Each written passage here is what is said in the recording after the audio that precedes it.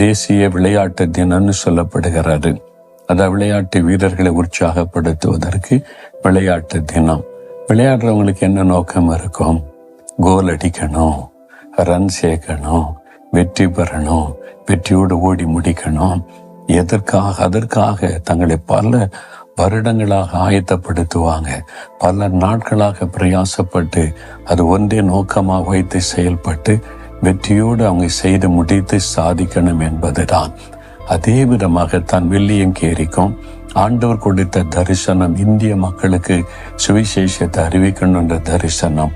அது ஒன்றையே வைத்து அவர் அதற்காக ஜெபித்து செயல்பட்டு பெரிய காரியத்தை சாதித்தார். அப்படித்தான் உங்களை குறித்து தேவனுக்கு ஒரு பெரிய நோக்கம் இருக்கிறது. உங்களை கொண்டு தேவன் அநேகரை ஆசீர்வதிக்க விரும்புகிறார். உங்கள் மூலமாய் ஆண்டவர் பெரிய காரியத்தை செய்ய விரும்புகிறார். உங்களை கொண்டு ஆண்டவர் அநேக மக்களுக்கு நன்மையான காரியங்களை செய்து மகிழ்விக்க விரும்புகிறார். உங்களை குறித்து தேவனுக்கு ஒரு பெரிய திட்டம் உண்டு. அந்த பந்தய பொருளை பெறுவதற்கு நீங்கள் முன்னோக்கி பிரயாணப்பட வேண்டும், ஓட வேண்டும், வெற்றியோடு ஓடி முடிக்க வேண்டும், செய்து முடிக்க வேண்டும். அதுதான் உங்களை குறித்து தேவன் வைத்திருக்கிற திட்டம். அதை நோக்கி தொடர வேண்டும். பவுல் அப்படிதான். எதற்காக நான் ஆண்டவரால் பிடிக்கப்பட்டேனோ அதை பிடித்து கொள்ளும்படி ஆசையாய் தொடர்கிறேன் என்பதாய் சொல்லுகிறார்.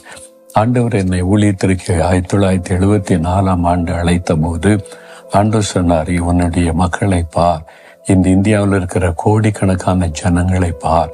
இந்த ஜனங்களுக்கு சுவிசேஷத்தை அறிவிக்கவும் இந்த மக்கள் நன்மை பெற்றுக்கொள்ளவும் நான் உன்னை தெரிந்து கொண்டேன் என்று ஆண்டவர் அழைத்தார்.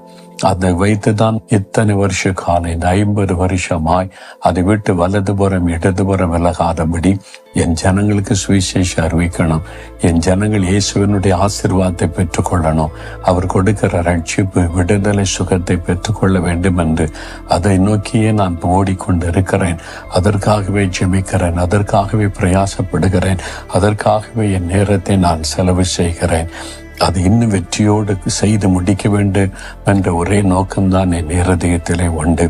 இதுவரைக்கும் நடந்து வந்த பாதையை சிந்திக்கும் பொழுதும் ஆண்டவர் எதற்கு என்னை தெரிந்து கொண்டாரோ அதை செய்து முடிக்க இம்மட்டும் கிருபை கொடுத்தார். இன்னும் முற்றுமுடிய செய்து முடிக்க வேண்டும் என்ற ஒரே நோக்கம்தான் இருக்கிறது. அதே மாதிரி தான் உங்களை குறைத்தோம்.